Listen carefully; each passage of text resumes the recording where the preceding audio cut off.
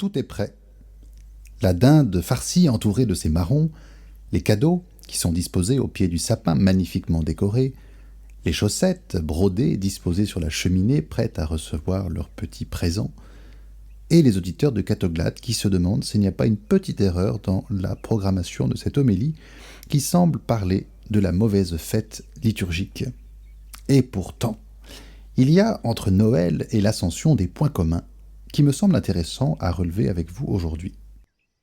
Un frère dominicain du couvent de Bordeaux a un jour lancé en homélie cette phrase extraordinaire.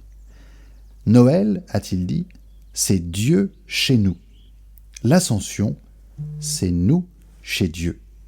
Le jour de Noël, Dieu entre dans l'humanité et il divinise cette humanité comme de l'intérieur.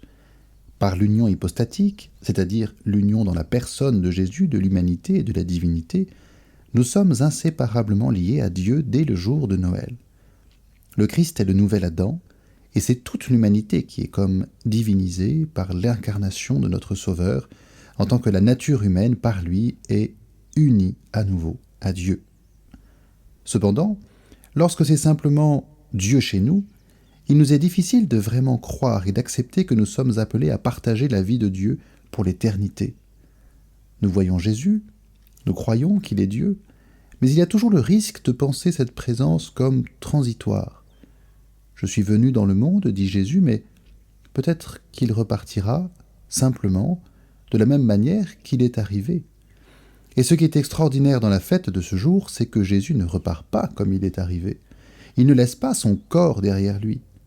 On aurait pu imaginer une résurrection de son âme, et nous pourrions aujourd'hui vénérer à Jérusalem le tombeau du Christ et ses reliques, tout en étant sûrs qu'il siège au ciel de manière incorporelle, ayant rejoint la profondeur de la divinité d'où il était sorti. Mais non. Ce qui est extraordinaire, c'est que Jésus est parti avec son corps. Il s'est élevé au ciel tel que nous l'avons vu fouler le sol de la Palestine. C'est son humanité qu'il ramène au ciel, et donc, à travers son corps mystique. Nous sommes emmenés au ciel avec Jésus. L'Ascension, c'est nous chez Dieu. Il est vraiment le grand prêtre qu'il nous fallait, dit aujourd'hui l'Épître aux Hébreux de la 2e lecture. C'est lui, seul, qui a franchi le rideau du véritable sanctuaire. Et il ne franchit pas ce rideau seul, il le franchit avec son corps de chair et son corps mystique. Le jour de l'Ascension, Dieu nous prépare une demeure nouvelle dans la profondeur de la Trinité, dans laquelle Jésus nous fait entrer par son corps. À chaque Eucharistie, nous célébrons ce mystère de la passion, de la mort, de la résurrection et de l'ascension de notre Sauveur. C'est ce que l'on appelle le mystère pascal. La fête de ce jour nous invite à regarder en particulier cette dernière étape du mystère pascal, associée à la Pâque du Seigneur. Nous entrons avec lui dans la gloire du Père. Noël, c'est Dieu chez nous. L'Ascension, c'est nous chez Dieu.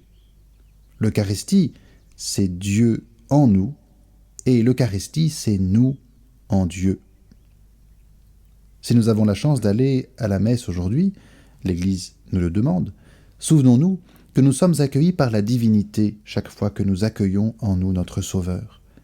Notre âme, quand nous assimilons le pain du ciel, est comme assimilée en Dieu, dans l'attente de la résurrection de nos corps au dernier jour.